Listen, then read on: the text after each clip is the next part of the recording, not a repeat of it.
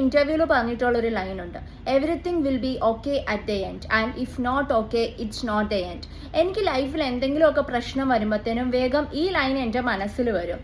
Delays are not failures. നിങ്ങൾ ഒരുപാട് കഷ്ടപ്പെട്ടിട്ടുണ്ടായിരിക്കും ലൈഫിൽ, പക്ഷേ അതിൻ്റെ ഒരു റിസൾട്ട് നിങ്ങൾക്ക് കിട്ടിയിട്ടുണ്ടാവില്ല. ആ റിസൾട്ട് കിട്ടാതെ വരുമ്പോൾ നിങ്ങൾ എന്തോർക്കും, അതൊരു ഫെയിലർ ആണ്, നിങ്ങൾ സ്ട്രഗിൾ ചെയ്തതൊക്കെ വെറുതെ ആയിപ്പോയെന്ന്. അല്ല, നമ്മൾ ആഗ്രഹിക്കുന്ന, നമ്മൾക്ക് കിട്ടേണ്ടത് കിട്ടുന്നതിന് മുമ്പ് നമുക്ക് ഒരുപാട് ഫെയിലിയറിലൂടെ കടന്നു പോകേണ്ടി വരും.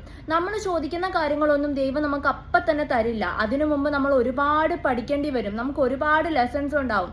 ഒരുപാട് ടെമ്പററി പീപ്പിൾ നമ്മുടെ ലൈഫിൽ വരും. നമുക്ക് ഒരുപാട് കാര്യങ്ങൾ പഠിപ്പിച്ചിട്ട് അവർ പോകും. അപ്പം എന്തെങ്കിലുമൊക്കെ പ്രശ്നം വരുമ്പം നമ്മൾ ധൈര്യത്തോടെ അത് ഫേസ് ചെയ്യണം. അല്ലാതെ നമ്മുടെ ലൈഫിൽ ഒരുപാട് ക്ലോസ്ഡ് ആയിട്ടുള്ള ചാപ്റ്റേഴ്സ് കാണും, നമുക്ക് ഒരുപാട് പോയ ഓപ്പർച്യൂണിറ്റീസ് കാണും. ഈ പോയ ഓപ്പർച്യൂണിറ്റീസും ക്ലോസ് ആയ ഡോർസും ഒക്കെ ഒരു ന്യൂ ബിഗിനിങ്ങിന് വേണ്ടിയിട്ടാണ് നമ്മളെ പ്രാപ്തരാക്കുന്നത്.